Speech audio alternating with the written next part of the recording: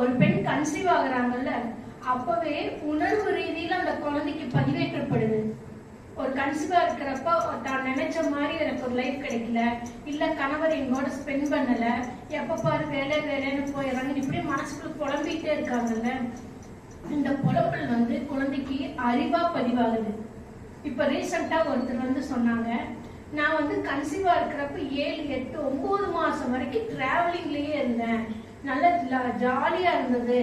Monthly once trip போயிடுவோம். ட்ரிப்புனா தெரியுங்களா, tour. Weekly monthly 3 days 4 days நாங்க ஜாலியா டூர் போய் என்ஜாய் பண்ணிட்டு வருவோம். அந்த குழந்தை பிறந்து 2 மாசம் தான் ஆச்சு. வீட்டுல படுக்க வச்சா அழுகுது, வண்டியில போனா அமைதியா இருக்கு. அப்போ இதத்தான் எங்களோட உளவியல் தந்தை அவர் அப்பவே கண்டுபிடிச்சாரு. ஒரு மனிதனுக்கு நோயும் கிடையாது, பேயும் கிடையாது. அவர்களுடைய அறிவு பதிவுதான் அவர்களை மன பிரச்சனைகளாக உருவாக்குது.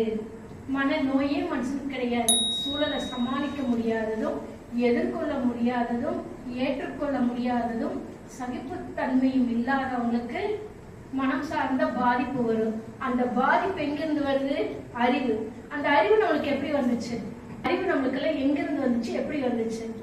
நம்ம பிறந்ததுல இருந்து இன்னைக்கு வரைக்கும் பார்த்தது, கேட்டது, கெட்டது, இது அத்தனையும் தான் அறிவு. இது நீங்க கன்சீவா இருக்கிறப்ப குழந்தை பிறந்து ஒவ்வொன்னா வளர்ந்துட்டே வரும். அப்ப அந்த அறிவு தான் உங்களை ஸ்டெப் பை ஸ்டெப்பா இயக்குது, உங்களை பேச வைக்குது, உங்களை செயல்படுத்த வைக்குது. இதான் சாக்ரட்டிஸ் அவர்கள் கிமு 460 ஆண்டுகளுக்கு முன்னாடி வாழ்ந்தவர் அப்பவே சொல்லியிருக்கிறாரு. ஒரு மனிதனுக்கு கேள்வி கேட்பதிலிருந்து தான் அறிவு பிறக்கும்னு அந்த தத்துவஞானி சொல்லியிருக்கிறாரு. எப்போ ஒருவனுக்கு கேள்வி கேட்க கூடாதுன்னு நம்மளோட அறிவுல வந்துச்சுன்னா உருவாக்கப்பட்டதுதான். கேள்வியும் நானே கொடுத்துறேன், பதிலும் நானே கொடுத்துறேன், படிச்சு நீ எழுதுனா மட்டும் போதுன்னு கொண்டு வந்தாங்க. ஏன்னா கேள்வி கேட்டா ஒரு மனிதனுக்கு அறிவு பிறந்துடும். கேள்வி கேட்க தெரியாதவங்க அத்தனை பேரும் ஃபெயிலியர் ஆயிட்டு இருப்பாங்க. அப்போ நம்மளுக்கு கேட்க தெரியறத, புரிஞ்சுக்க தெரியாத அந்த ஸ்கில் இருக்கக்கூடாதுங்கிறதுக்காக தான் உருவாக்கப்பட்டது. இன்னைக்கு குழந்தைகிட்ட கூப்பிட்டு ஒரு கேள்வி கேளுங்க, இல்ல ஒரு அந்த குழந்தைகளவே நீங்க கேள்வி கேட்க சொல்லுங்க, கேட்கவே தெரியாது. ஏன்னா இன்னைக்கு இருக்கிற குழந்தைங்க பார்க்கவும் தெரியாது, கேட்கவும் தெரியாது, கவனிக்கவும் முடியாது. அதனாலதான் நிறைய ஆக்சிடென்ட் ஆகுது. சிக்னல் போட்டா நிறுத்த மாட்டேங்கிறாங்க.